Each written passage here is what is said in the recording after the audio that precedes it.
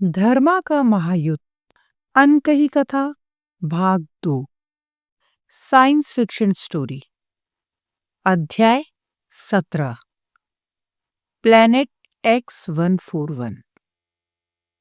इस अध्याय में हम प्लैनेट X141 के बारे में जानेंगे। प्लैनेट X141 उस सौरमंडल का एकमात्र ऐसा प्लैनेट था जिस पर जीवन संभव था, परंतु X141 प्लैनेट पर भी 3/4 हिस्सा सोलर रेडिएशन का शिकार था। केवल उसके इक्वेटर के दोनों ओर का कुछ 100 किलोमीटर एरिया ही रहने योग्य था। इस प्लैनेट को कोलोनाइज करने का प्रारंभिक उद्देश्य ये था कि अजय सेना की उपस्थिति को गहरे अंतरिक्ष में एक स्थायी आधार के रूप में स्थापित किया जाए। X141 ग्रह मदर प्लैनेट जोर से लगभग 500 प्रकाश वर्ष दूर स्थित था। इस ग्रह के प्रमुख को सुप्रीम कमांडर की नियुक्ति में मतदान देने का अधिकार नहीं था और न ही ज़ोरियन एम्पायर की गवर्निंग काउंसिल में उनकी कोई उपस्थिति थी। इसीलिए नोकोविद का इस ग्रह पर अधिक ध्यान नहीं जाता था। इस ग्रह का प्रमुख मुखिया X141 पर स्थित अजय सेना की टुकड़ी का सैन्य कमांडर होता था। शुरुआत में यहाँ केवल अजय सेना के सैनिकों को तैनात किया गया था। ये सारे सैनिक इक्रीमियन नमो प्रजाति के लोग थे। धीरे धीरे कुछ नदीरमान और मग प्रजाति को यहाँ स्थानांतरित किया गया, जिनका एकमात्र उद्देश्य इन सैनिकों का जीवन आसान बनाना था। इन नदीरमान और मग प्रजाति को आदेश दिया गया था कि वे खाद्य उत्पादन, वस्त्र, उद्योग आदि विकसित करें। साथ ही उन्हें सैनिकों को इंजीनियरिंग सेवाएं प्रदान करने के लिए भी कहा गया। धीरे धीरे X141 पर एक पूर्ण विकसित सभ्यता विकसित हो गई थी। हालांकि ये मुख्य रूप से एक सैन्य अड्डा ही बना रहा और यहाँ की आबादी लगभग 500 मिलियन तक बढ़ जाने के बावजूद इसे अभी भी एक सैन्य अड्डा माना जाता था। यहाँ एक्स केज नामक एक खतरनाक जेल थी। एक्स केज में कैद होने का डर सभी को सताता था। वहां से कोई भी बचकर नहीं निकल सकता था। जब धर्मा को प्रोफेसर बोरो द्वारा जनक 290 में ज्ञान स्थानांतरित किया जा रहा था, तभी से धर्मा सोचने लगा था कि ज़ोरियन एम्पायर में नाडुस के अलावा यदि किसी अन्य ग्रह को स्वतंत्र कराने की आवश्यकता थी तो वह X141 था। धर्मा ने इन दोनों ग्रहों को स्वतंत्र कराने का अपना व्यक्तिगत मिशन बना लिया था। धर्मा ने एक उपकरण को मानसिक आदेश दिया और उसके सामने X141 की पूरी क्षेत्रीय छवि बन गई। X141 पर अलग अलग कई मिलिट्री बेस थे। यहाँ विभिन्न ठिकानों पर लगभग 90,000 अजय सैनिक तैनात थे। धर्मा ने 30 डिग्री नॉर्थ, 75 डिग्री ईस्ट पर स्थित बेस 4 पर ध्यान केंद्रित किया। ये वह स्थान था जहां अजय सैनिक की उपस्थिति सबसे कम थी। केवल वहां 1000 सैनिक ही थे। ये ठिकाना स्ट्रेंज सी के पास स्थित था, जो वास्तव में कुदरत का एक चमत्कार था। इस पानी के स्रोत को लेकर कई सिद्धांत थे और सबसे स्वीकार्य ये था कि धूमकेतु के हमलों से बर्फ इस ग्रह पर आई थी, जो धीरे धीरे गर्मी के कारण तरल पानी में बदल गई और ग्रह की खाइयों में बस गई थी। अब इसे स्ट्रेंज सी कहा जाता था। इसके अलावा एक अनोखी घटना ये थी कि साल के हर महीने में बारिश केवल इसी स्थान पर होती थी और वो भी बार बार होती थी। इस कारण यहाँ एक विशाल समुद्र बना हुआ था, लेकिन ये समुद्र ग्रह की सतह के केवल 2% हिस्से पर ही फैला हुआ था। पानी जीवन के लिए आवश्यक होने के कारण अजय सैनिकों ने इस पर पूर्ण नियंत्रण कर लिया था और नागरिक केवल उन्हीं परमिटों के आधार पर पानी ले सकते थे जो अजय सैनिकों द्वारा जारी किए जाते थे। इन सैनिकों को इस ग्रह पर एक्स फोर्स कहा जाता था। रार यानी X141 के सामान्य नागरिक, जो नदीरमान और मग प्रजाति के लोग थे, उनको लगभग हर चीज के लिए एक्स फोर्स से परमिट लेना पड़ता था। ये स्थिति नागरिकों के बीच असंतोष का कारण हमेशा से बनी रहती थी। उनका मानना था कि ग्रह के प्राकृतिक संसाधन सभी के लिए एक समान होने चाहिए, ना कि केवल एक्स फोर्स के लिए। इसी तरह जंगल, फल, खनिज और अन्य प्राकृतिक संसाधन भी पूरी तरह सैनिकों के नियंत्रण में थे। सैनिकों को किसी भी प्रकार का कर नहीं देना पड़ता था, लेकिन नागरिकों को अपनी कमाई का आधा हिस्सा कर के रूप में चुकाना पड़ता था। कर के आधार पर ही उन्हें पानी और अन्य प्राकृतिक संसाधनों का उपयोग करने का अधिकार मिलता था। धर्मा ने निर्णय लिया था कि वो ये सुनिश्चित करेगा कि नागरिक अपने अधिकारों के लिए लड़े। लेकिन समस्या ये थी कि इस कार्य के लिए नागरिकों को समझाना भी उतना आसान नहीं था। धर्मा को निश्चित रूप से कुछ सहायता की आवश्यकता थी, लेकिन अब सवाल ये था कि वे क्या करे। धर्मा को ये तय करना था कि वह इस अत्याचारी सैन्य बल से X-141 को कैसे स्वतंत्र कराएगा।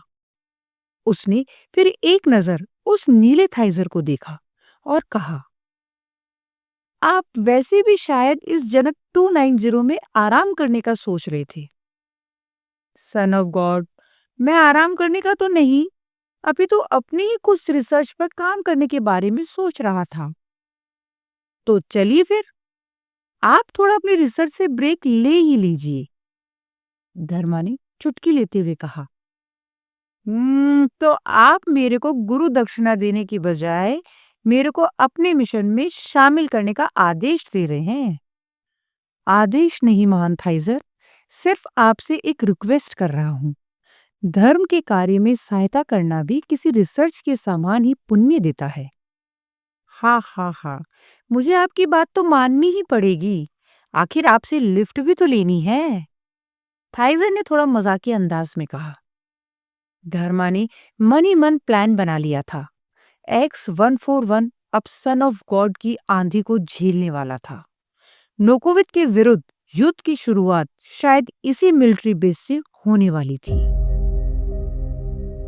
वीवो इस वक्त रॉन के साथ बैठी हुई थी। पूरी इरिट्रिया में एचटीएम शिप्स का सबसे बड़ा जानकार वो ही था। उसकी कंपनी ही एचटीएम शिप्स को ठीक कर सकती थी। रॉन एक फ्लैशी था और उसको सिर्फ पैसे की ही भाषा समझ में आती थी, परंतु वो वीवो का कॉलेज टाइम से फैन था और उसे हमेशा से ही ये इंतजार था कि ये एंजेलिन अप्सरा उसके साथ एक बार डेट पर चले। तो आखिर कॉर्प्स की इतनी बड़ी अधिकारी को इस अदनी से मैकेनिक की याद आ ही गई। रॉन के स्वर में थोड़ा सा घमंड प्रतीत हो रहा था। रॉन, प्लीज मेरी मदद करो। ओह, अप्सराएं प्लीज भी बोलती हैं क्या? वीवो थोड़ा चिढ़ते हुए बोली। रॉन, वो आदमी एक खूंखार टेररिस्ट है। नहीं, वो सन ऑफ गॉड है, मैंने भी उसका वीडियो देखा था। रॉन, वो लोगों को बेवकूफ बनाने में एक्सपर्ट है। वीवो ने बहुत ही आशा से रॉन को देखा। वो रॉन के बहुत ही करीब आकर उसके गले में हाथ डालते हुए अपनी आंखें टिमटिमाने लगी। ठीक है यार वीवो, तुम मुझसे क्या चाहती हो? सिर्फ इतना कि वो एचटीएम शिप तुम्हारी कंपनी ने ठीक करके किसको दिया था? मुझे रिकॉर्ड्स चेक करने पड़ेंगे। प्लीज करो। वीवो रॉन के गले पर हल्की सी किस करते हुए बोली। मुझे क्या मिलेगा? मेरे साथ एक कॉफी डेट। ये तो बहुत कम है यार वीवो। हा हा हा, यदि इस अप्सरा को तुम्हारा काम पसंद आया तो तुम्हें भी वो कॉफी डेट बहुत पसंद आएगी। वीवो अति मोहक अंदाज में बोली। रॉन की खुशी का ठिकाना ही नहीं रहा। उसने फौरन ही अपने एक यंत्र को मानसिक संदेश दिया और उनके सामने हवा में एक टेम्पररी स्क्रीन आ गई जिसमें बहुत से डेटा आ गए थे। रॉन उस डेटा की स्टडी करने लग गया और वीवो रॉन को विस्मय से देख रही थी। फिर रॉन ने एक डेटा को अपने हाथ के हल्के से इशारे से एक्सपेंड किया और बोला, ये देखो वीवो, ये है वो HTM शिप जनक 290। परंतु मैं तो MV कैरेस्टोर को ढूंढ रही हूँ। हमारे डेटाबेस में इस नाम का तो कोई भी स्पेसशिप नहीं है। परंतु जनक 290 ही वो स्पेसशिप था जिसमें प्रोफेसर बोरो पकड़े गए थे। ये स्पेसशिप अजय सेना के पास था और उनके पास से ही इसे चुराया गया था। इसका मतलब रॉन, उस धर्मा ने जनक 290 को MV कैरेस्टोर बनाकर मेरे सामने पेश किया। इस प्रकार किसी स्पेसशिप का मेटा डेटा बदलना संभव ही नहीं है। हाँ, ये तो तुम सही कह रही हो, परंतु मैंने कहा ना तुम्हें, वो सन ऑफ गॉड है। कट इट यार रॉन, तुम इन अंधविश्वासों में मानते हो, पर मैं नहीं मानती। फ्लैशी लोग इतने साइंटिफिक होते हैं, फिर भी कैसे एक किताब पर भरोसा कर सकते हैं? क्योंकि बॉफ सच्चे भगवान का आदेश है। यार रॉन, वो सब छोड़ो। ये बताओ, ये जनक 290 या MV कैरेस्टोर को तुम्हारे पास कौन लाया था? क्योंकि जिसने भी इसे चुराया था, वो इसको तुम्हारी कंपनी के अलावा किसी और से ठीक नहीं करवा सकता था। यस, यू आर राइट वीओ। ये निफ्टी HTM शिप एक अति आधुनिक स्पेसशिप है। ये प्रकाश से 7500 गुना तेज उड़ सकता है और ये हमारी कंपनी के अलावा और कहीं भी ठीक नहीं हो सकते। इसीलिए तो मैं तुम्हारे पास आई हूँ रॉन। परंतु वीवो, तुमने ये चेक नहीं किया कि इस HTM स्पेसशिप को मियान ईंधन कहाँ से मिला?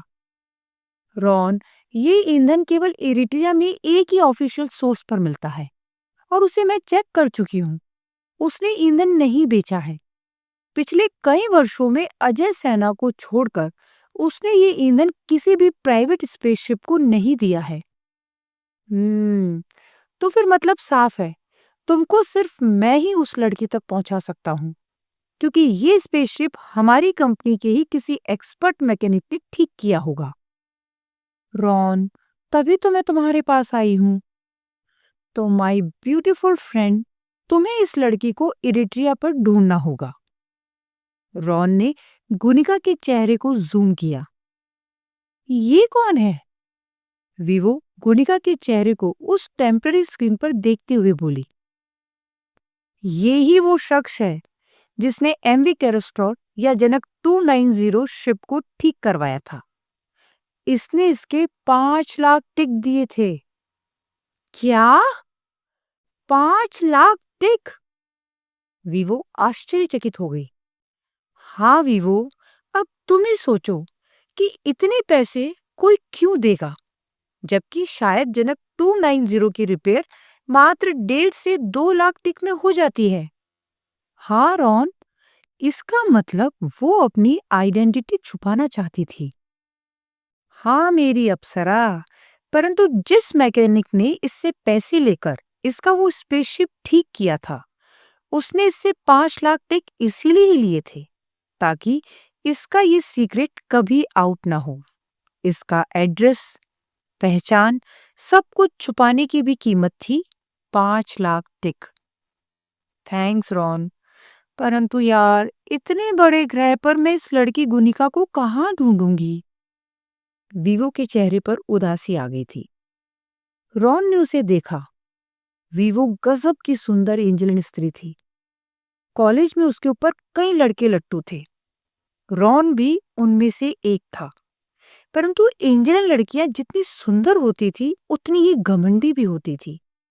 वीवो ने कभी भी रॉन को कॉलेज समय में भाव नहीं दिया था। रॉन उसके साथ कभी कॉफी डेट पर भी नहीं जा पाया था। परंतु आज वो रॉन पर आश्रित थी। समय वाकई बलवान होता है। इतनी सुंदर अप्सरा जैसी लड़की जो कॉज में इतनी बड़ी अधिकारी थी, वो आज एक स्पेसशिप के मैकेनिक से मदद मांगने पर मजबूर थी।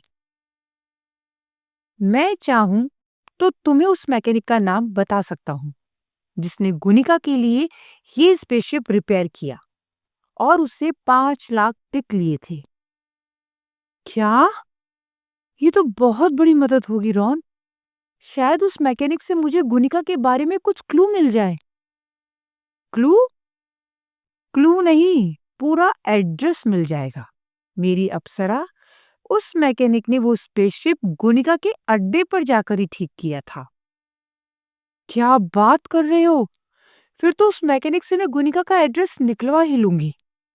हाँ, परंतु मुझे इसकी कीमत चाहिए। वीवो ने रॉन को अपनी तरफ खींचते हुए बोला। मेरे पास पैसे नहीं हैं। उसके स्वर में जो बदमाशी थी उसे रॉन ने अच्छे से पहचान लिया था। मुझे तुमसे पैसे नहीं चाहिए, रॉन वीवो को अपनी बाहों में लेते हुए बोला। पहले उस मैकेनिक का नाम, वीवो बोली। "उम्म, जब मेरी इच्छा पूरी होगी ना, तब। क्या चाहिए तुम्हें रॉन? वीवो मोहक अंदाज में बोली। तुम्हें तो पता है। क्या रॉन? एक दिन के लिए तुम मेरी हो जाओ और तुम वो सब कुछ करो जो मैं तुमसे कहूंगा।